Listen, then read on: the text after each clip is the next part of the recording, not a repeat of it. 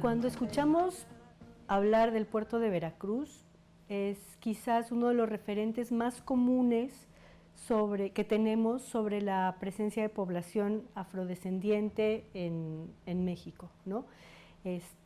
La música, los carnavales, algunos nombres de lugares, ¿no? Lo que se llama la toponimia, nos recuerdan a la participación de personas de origen africano en esta región. Veracruz fue el principal puerto de entrada de personas esclavizadas a la Nueva España y durante mucho tiempo fue el único puerto por donde llegaron estas personas a la Nueva España y a partir de allí se distribuyeron, se movieron a distintas regiones de este territorio. Y esto marca una condición particular de Veracruz. Desde muy temprano, esta región del país tiene en su conformación cultural, política, económica y social la participación de este grupo de población. Investigaciones como las que realiza Alfredo Delgado o como las que ha realizado también Antonio García de León nos indican desde muy temprano en la conquista y luego en la formación en el periodo colonial, la presencia muy significativa, ¿no? muy participativa de este grupo de población ahí. ¿Para qué se instalaron ahí? Según se puede saber por las investigaciones que se han realizado, las personas de origen africano participaron en distintos sectores de la economía, por ejemplo, sobre todo en la producción de caña de azúcar, en las haciendas productoras de caña de azúcar, pero no solamente en las haciendas, y esto es muy relevante, ¿no? Se sabe, por ejemplo, que el fuerte de San Juan de Ulúa, que es un castillo y fortaleza que está allí justamente en el actual puerto de Veracruz, fue construida con mano de obra de personas esclavizadas, que en ese momento algunos de ellos eran esclavos del rey, es decir, que no eran esclavizados propiedad o comerciados por un tratante, sino propiamente al servicio del rey de España.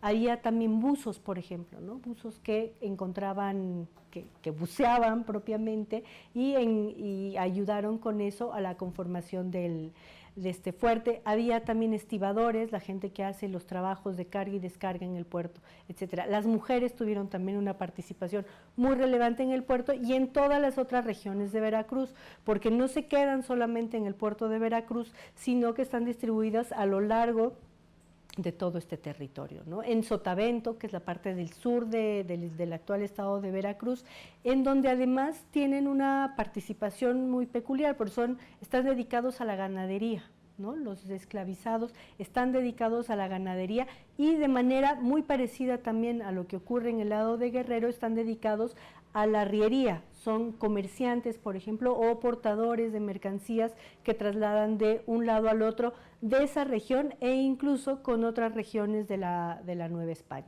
Por ejemplo, de ahí surge un poco la idea, el denominador de jarocho, de llamar jarochos a las personas, que hoy es una manera de llamar a las personas veracruzanas, pero que en el periodo virreinal se utilizaba para denominar a los afrodescendientes que se dedicaban casi en una buena proporción al cuidado del ganado, ¿no? Jarocho viene del uso de la vara, que es una jara, y que se refería pues a la vara con la que se arriaba el ganado. Se supone, hay quien afirma, por ejemplo Pérez Montfort, afirma que es una denominación de alguna manera despectiva, porque tiene que ver un poco también con quienes están arreando a los cerdos, ¿no? Pero bueno, ahí eso se puede indagar un poquito más. ¿Qué otra cosa es muy importante de saber del caso de Veracruz? Yanga, el actual pueblo de Yanga, es como uno de los lugares más emblemáticos respecto de la población afrodescendiente actual en México, pero también en general del continente. Gaspar Yanga se supone en las creencias populares, en la mitología popular, se cree que fue un rey, ¿no?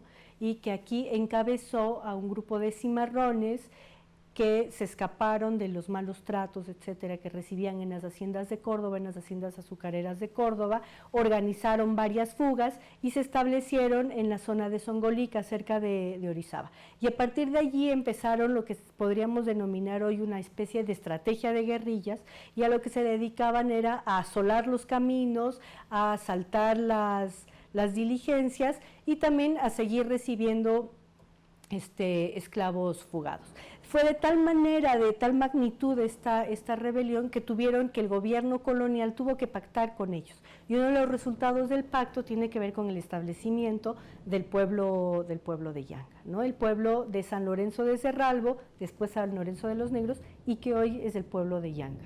¿Qué otra cosa es importante de Veracruz? Y es una percepción que uno puede tener incluso solamente de estar en el puerto, tiene que ver con la conexión histórica de larga data con el Caribe, ¿no? Veracruz, hay un eslogan, digamos, un reclamo que dice que Veracruz también es Caribe, ¿no?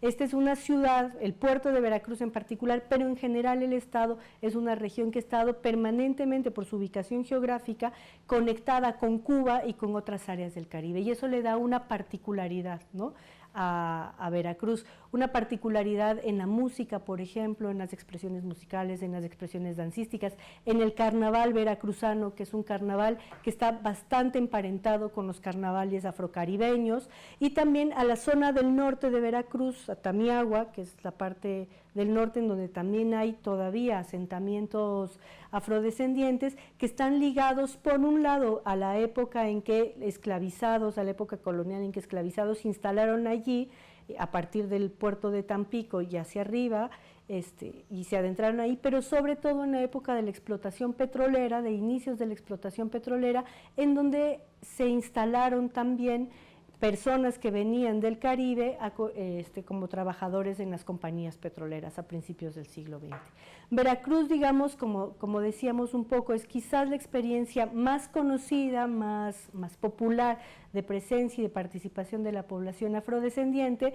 Hace falta documentarla, estudiarla en sus particularidades, porque normalmente lo que conocemos tiene que ver con el son jarocho y su música, con los carnavales, quizás con cierta gastronomía, con algunas palabras, como lo decía, pero hace falta documentar mucho más su historia y las peculiaridades de su historia. Recientemente, por ejemplo, hay datos muy relevantes de mujeres esclavizadas, a su vez propietarias en Jalapa, por ejemplo, propietarias de terrenos, propietarias de negocios, etcétera. Hoy en día las poblaciones afrodescendientes en Veracruz se han ido integrando poco a poco al proceso de organización política que se da en México, de lucha por los derechos de la población afrodescendiente. Es una incorporación un poco tardía, apenas hace un par de años han empezado a organizarse, a asistir a los encuentros de pueblos negros que se llevan a cabo en la Costa Chica y que hace 2 años se realizó en Mata Clara, ¿no? Y esto es muy importante porque se incorpora y de alguna manera se une a un reclamo que había estado centrado en la Costa Chica de Guerrero y Oaxaca.